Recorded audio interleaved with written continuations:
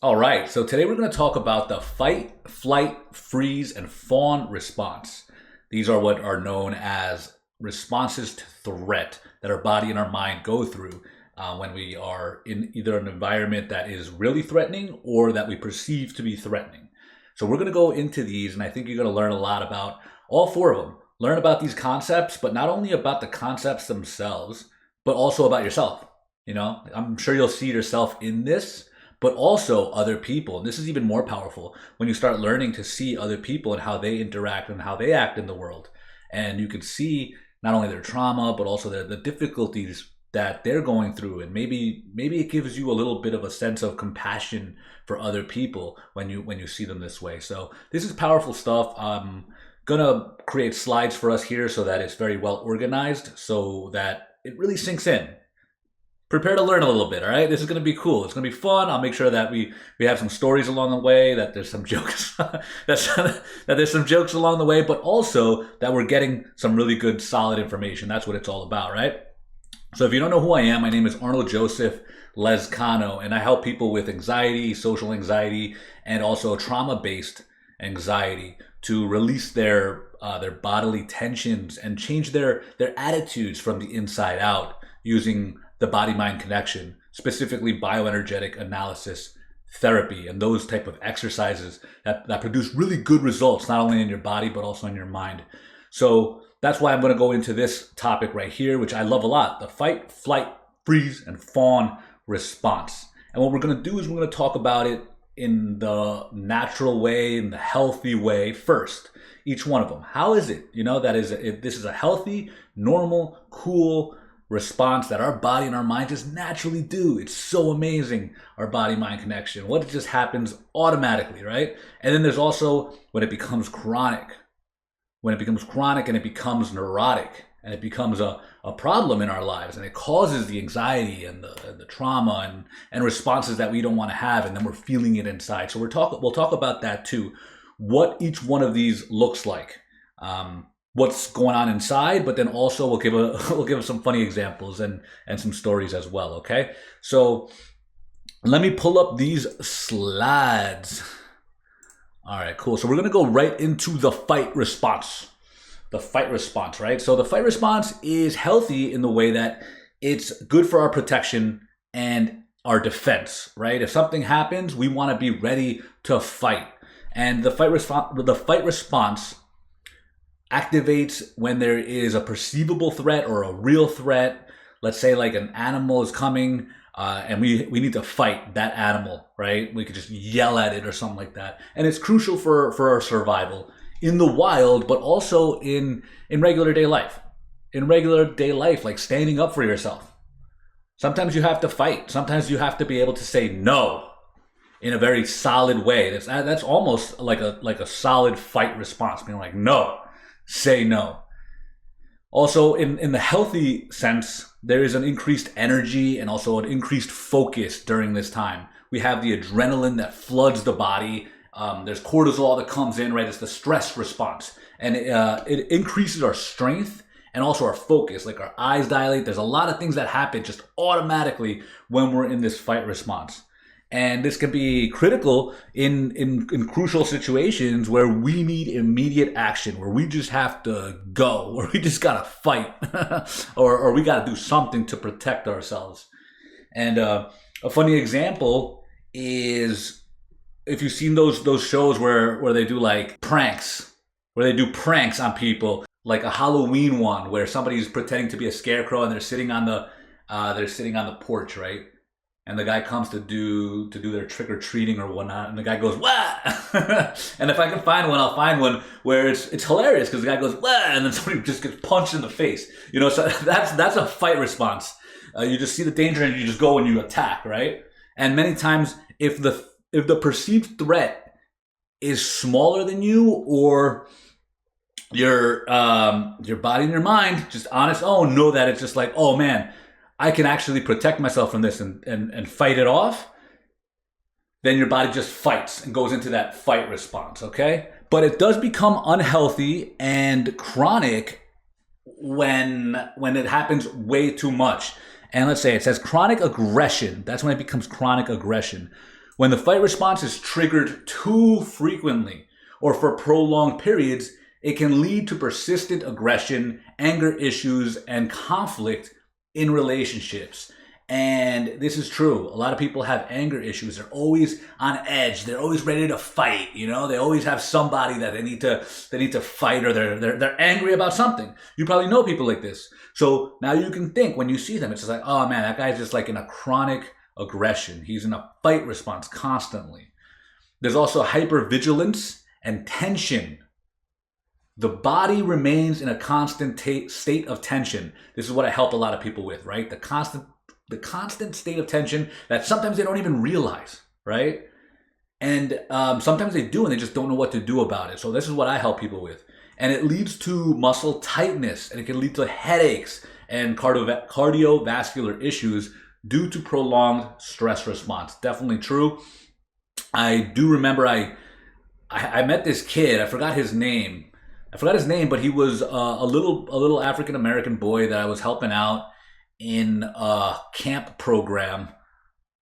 Where was it? St. Louis. I was training to be a friar at the time, and I remember he looked like he was having a hard time. And this was like a very poor neighborhood. We were there to do service and love these people, right?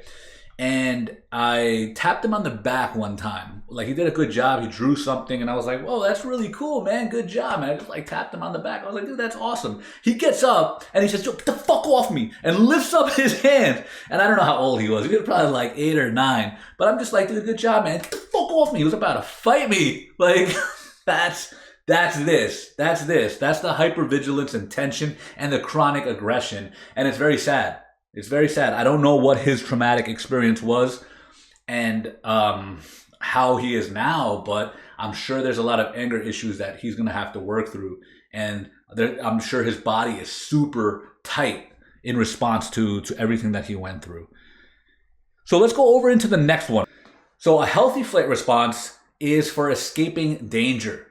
Okay, the flight response is crucial for survival, enabling an individual to quickly remove themselves from a threatening situation. Everybody has gone through this, right? Somebody scares you and you immediately run, or you immediately jump, get out of the way. You see a twig that you're about to step on. You don't know if it's a snake. Your body doesn't know if it's a snake. Your mind doesn't even have enough time to process whether it's a snake or not, or to look. Your body just knows. Flight response. So you go like, oh, just move out of the way. That's the healthy flight response. And it's to preserve us from danger and to be in safety. And it helps us in avoiding potentially harmful situations, ensuring that we can find a safe environment to be at. Okay, so that's the flight response. Run away, right? Flight. Pretty self-explanatory. But then when we go into the unhealthy response, this is interesting. This is important to know. So one of the things that happens in an unhealthy chronic response is what they call chronic avoidance. When this response becomes chronic, it can lead to avoidance behaviors, where an individual avoids not only threats, but also responsibilities, social interactions, which leads to isolation. I know for me, this was one of the ones that were heightened for me, was the flight response. Some people have the fight response. Mine was more flighty. So I would avoid social interactions, I would avoid responsibilities and stuff like that, and I would isolate a lot more. There's also the part of the anxiety and restlessness. Constantly feeling the need to escape can result in chronic anxiety, restlessness, and perpetual sense of being overwhelmed. So this is a big reason why, for me, what I was doing was drinking a lot of alcohol and smoking a lot of cigarettes. The cigarettes helped me to leave situations when I needed to, and the alcohol helped me to feel less overwhelmed while I was interacting with people and talking to people. It's also a big reason why I started learning about socialization and how to socialize well. It was because I felt constant anxiety, chronic anxiety and restlessness, and I didn't know how to do things, but I knew that isolation was not a good solution.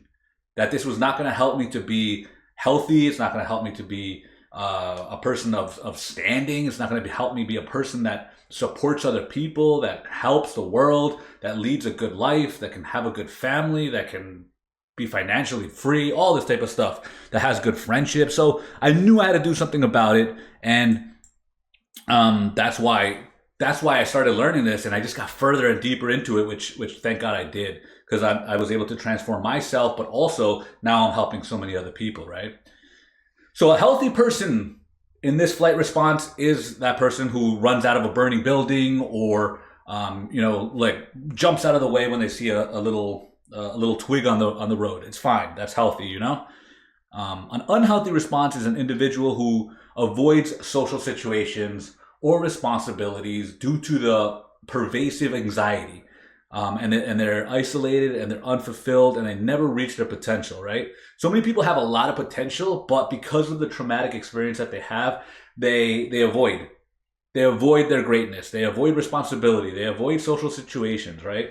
And this is a big problem too. This is why we have to release the neurotic holding patterns that come from the traumatic experiences that did this to us. That our body and mind are just stuck with. So that we can actually do the opposite and not avoid. Go out and actually ask for that raise, right? Talk to our boss. Go talk to that person that you need to talk to. Go out and make things happen. Make things happen for yourself, right? And we need that courage, but it's not only a mental courage, if your body is constantly in this anxiety state that wants to run, that wants to avoid, that is scared, that just like once you're about to do it, it just gets super flooded still with that cortisol and that adrenaline, and then you just want to internally fight and cower and come in. Nah, it doesn't matter how many times you think about courage or how many times you pre-plan the conversation or go into this visualization or role playing, all this type of stuff. It doesn't matter, because you're still going to be feeling that, and it's not going to stop. Because even if you have success, even if you go out there and have success, that's what I've noticed.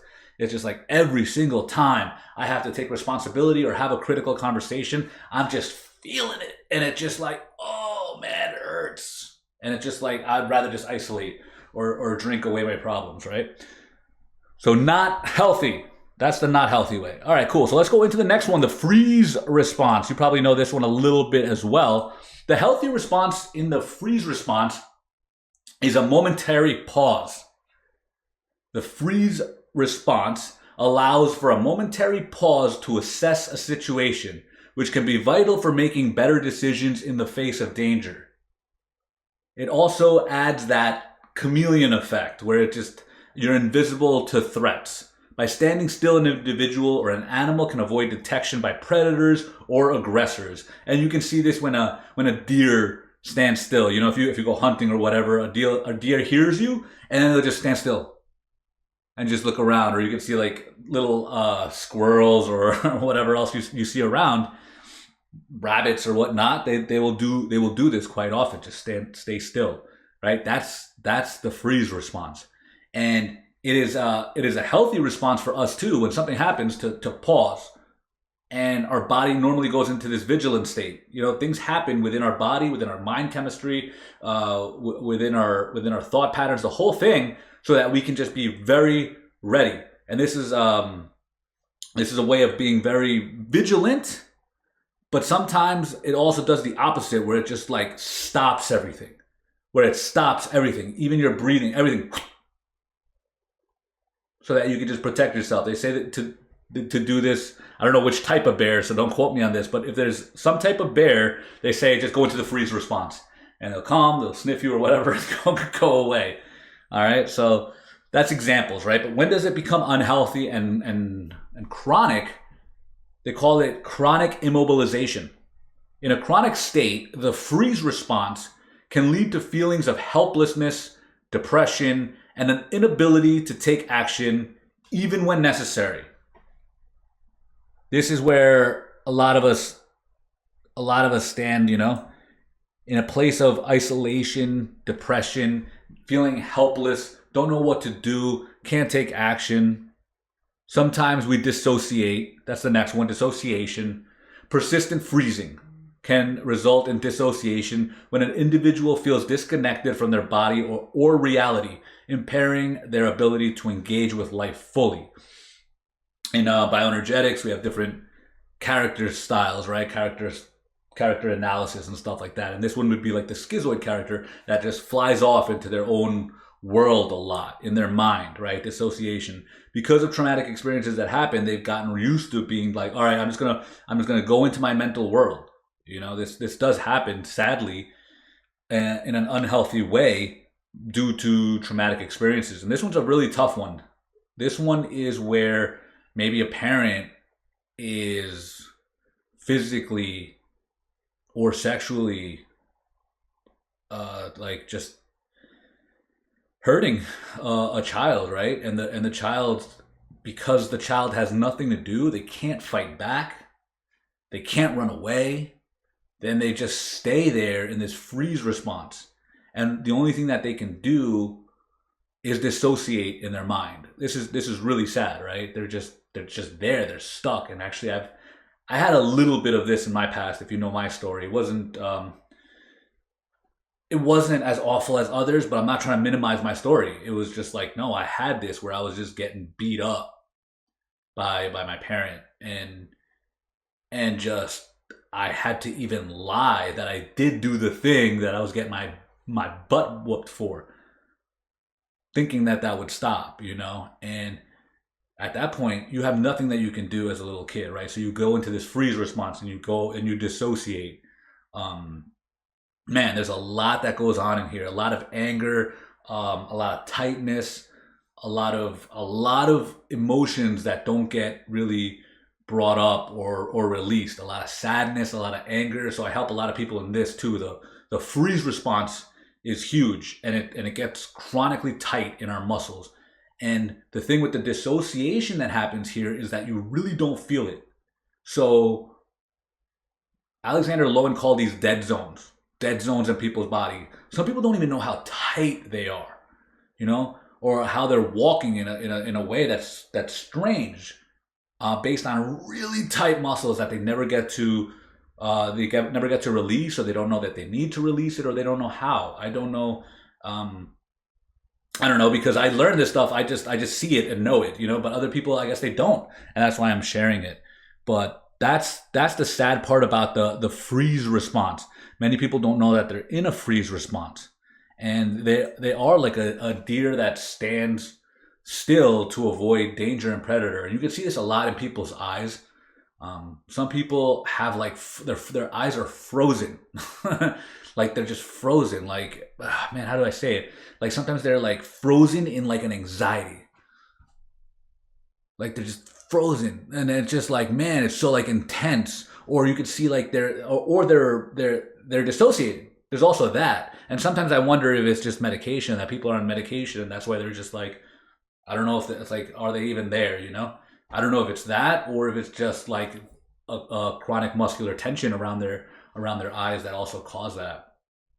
So that's the freeze response, and this one's a very difficult one, for us to want to get out of for some reason. We just want to, because we get used to dissociating, and we feel like, okay, I'll just keep dissociating. Let's keep dissociating. But the problem is that then things don't get done in real life. Is that what it said over here?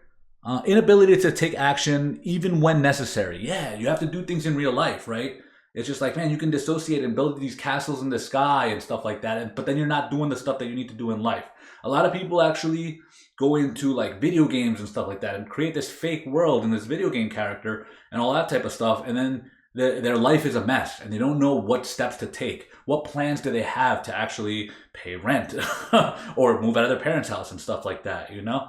So this is a big one that a lot of us have to deal with. I know I had to deal with it, and I'm here for people who oh man, and there's a lot of us who have this past, this trauma, and that needs to get out of the freeze response, the chronic freeze response, and it's in many parts of our body. So if you feel like you do have a freeze response, make sure to contact me, and I will help as best I can. Okay.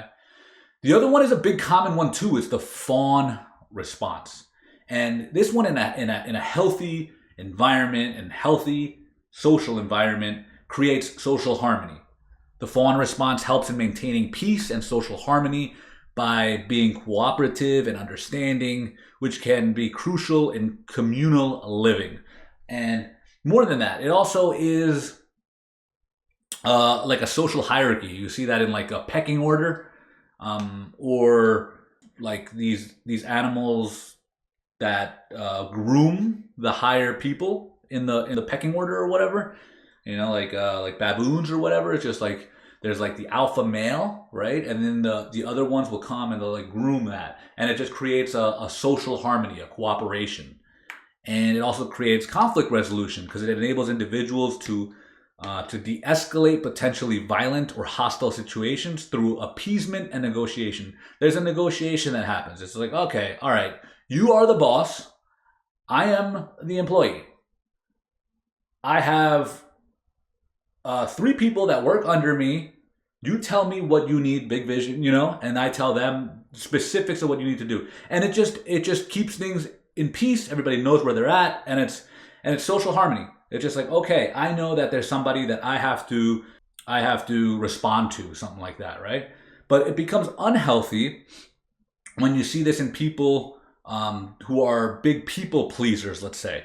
Instead of being within the social harmony, they just become chronic fawners, let's say. They're just chronic fawning that leads to people-pleasing behaviors, which an individual excessively sacrifices their own needs and desires to avoid conflict, leading to a loss of self-identity and resentment. That's the big part. I'm glad it says it there. So this is the whole thing. It's just like you don't want to avoid conflict at any cost. And people, you'll notice this. People will constantly want to do things for others. You know, it's just like, oh, okay, no, I'll do that. Oh, okay, I'll do this. I'll do that. You know, it's just like constantly trying to appease everybody, to make things socially congruent, where they're just overly doing things to be friendly, to try to make everything as simple and as smooth and as peaceful as possible. And the problem with it, though, is that many times they're not thinking about themselves, and they're one of those people that get exploited. They get exploited because of it, because they're constantly like, oh, I'll do it. Oh, I'll do it. You know, like, all right, we have this extra assignment that we need done. Would anybody want to do it? I'll do it, you know? And then everybody's like, okay, cool, you know? But those people who fawn chronically can be exploited by others, as they might prioritize others' needs over their own to an unhealthy extent. And this is the problem. Because they do that, they start resenting themselves, but they also start resenting other people. And they see other people as like, oh man, they don't care about me, they don't love me, they're not appreciative of all the things that I do, even though it has nothing to do with the other people. Many times it's just them overly fawning and taking on way too much. Being like, I'll do that. And in a way, it's healthy to be cooperative, right? It's just like, all right, I'll take that on so that you guys can work on your tasks, right? But if you do it overly too much, then it becomes that you're almost like beating yourself up, and it's not good. And someone who constantly agrees to unreasonable demands at work, or just constantly wants to avoid conflict, it can lead to burnout. It can lead to having lack of personal boundaries in every area of their life. It's just like, okay, anybody can do anything to me. You know, I'm just like, okay, I'm the low one. I'm just people pleasing. I'm the lowest part of the totem pole, and that's just not a healthy place to be.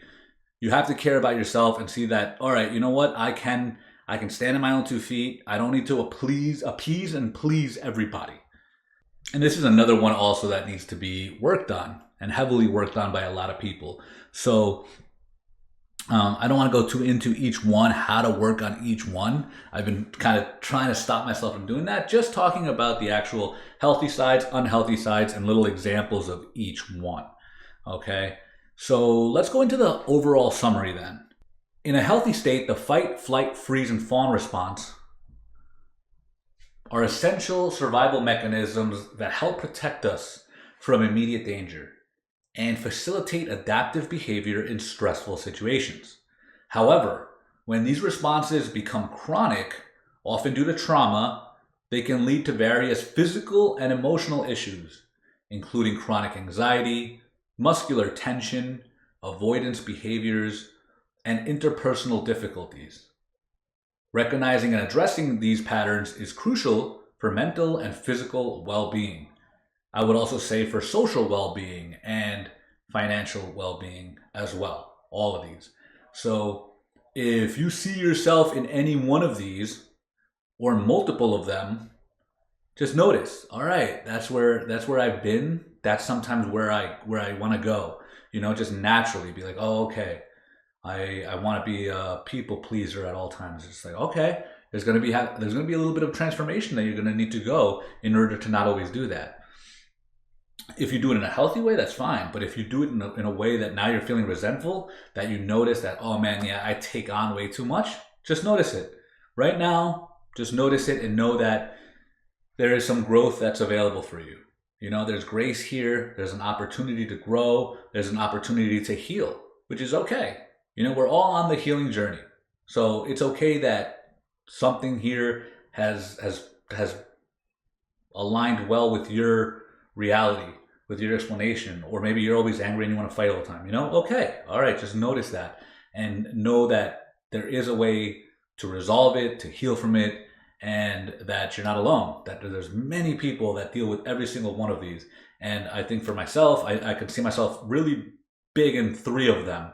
And luckily I've noticed it and I was able to get past that. So let's continue to grow together, and I'm going to create another video about the specific exercises to do if you're feeling like you're in one of those categories. And we'll talk about that a little bit next time. I hope this was effective and productive. Hope you laughed a little bit. I hope it brought some joy, and I hope you learned something along the way too. So we'll catch up and talk about the body and the mind connection and how to use that to transform this in the next video. All right, peace.